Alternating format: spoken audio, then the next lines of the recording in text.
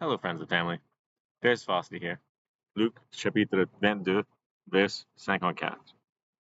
Après avoir saisi Jésus, ils l'emmenèrent et le conduisirent dans la maison du souverain sacrificateur.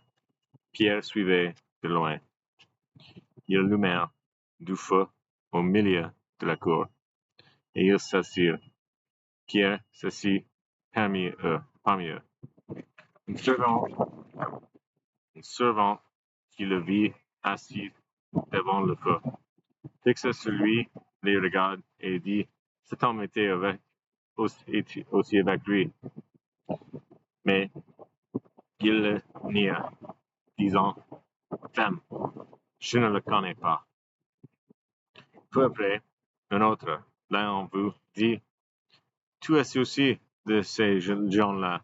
Et Pierre dit: Homme, je n'en suis pas. Environ une heure plus tard, un autre insistait, disant: Certainement, cet homme était aussi avec lui, car il est galiléen. Pierre répondit: Homme, je ne sais ce que tu dis. Au même instant, comme il parlait encore, le coq chanta.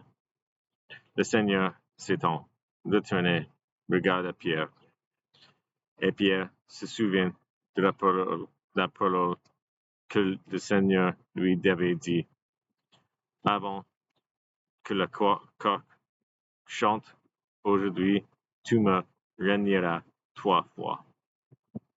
Et en temps, sorti, il pleura amèrement. Les hommes qui tenaient Jésus se moquaient de lui et le frappaient. Ils lui volèrent le visage et ils l'interrogeaient en disant: Devine qui t'a frappé. Et ils proféraient contre lui beaucoup d'autres injures. Quand le jour fut venu, le collège des anciens du peuple, les principaux sacrificateurs et les scribes s'assemblèrent et firent amener Jésus dans le Sanhédrin. Ils dirent: Si tu es le Christ, dis-le-nous. Jésus leur répondit: Si je vous le dis, vous ne le croirez pas.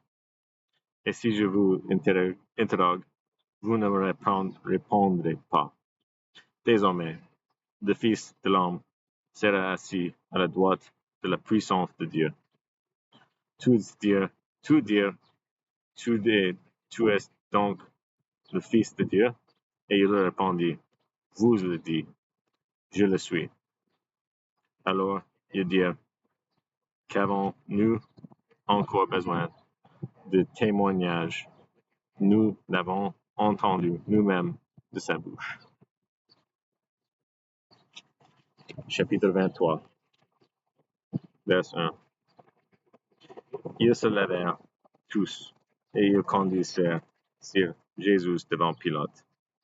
Ils se mirent à l'accuser, disant: Nous avons trouvé cet homme excitant notre nation à la révolte, empêchant de payer le tribut à César, et se disant lui-même Christ, roi. Pilate l'interrogea en ces termes: Es-tu le roi des Juifs? Jésus lui répondit: Tu le dis. Pilate dit au principal sacrificateur et à la foule: Je ne trouve rien de coupable en cet homme. Mais ils insistèrent et dirent: Il soulève le peuple en enseignant partout la Judée, depuis la Galilée, où il a commencé jusqu'ici.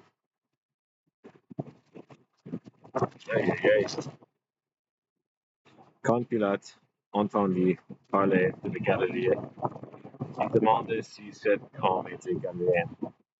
ayant appris qu'il était de la juridiction d'Hérode.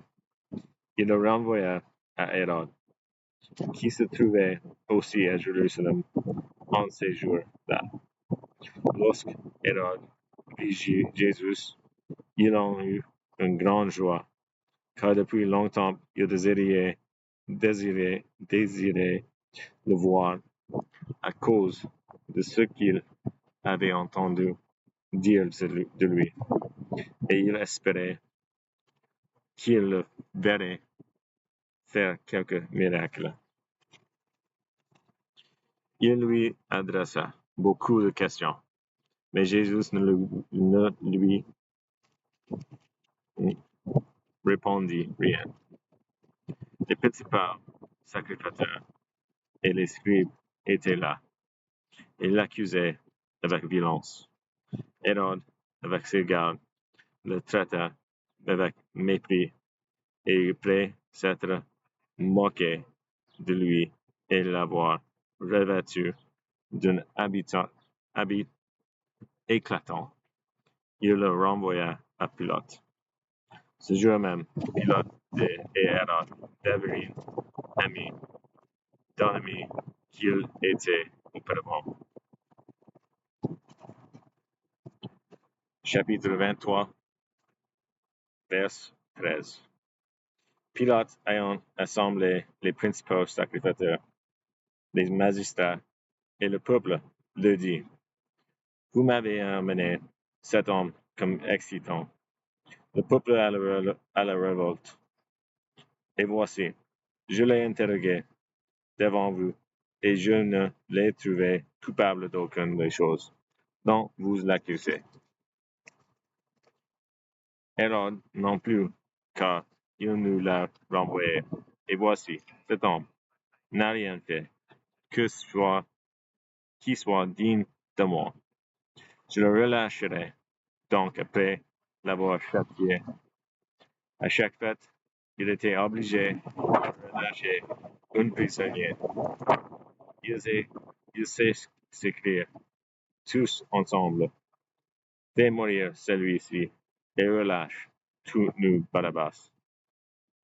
Cet homme avait été mis en prison pour une sédition qui avait eu lieu dans la ville et pour un meurtre. Pilate leur parla de nouveau dans l'intention de relâcher Jésus.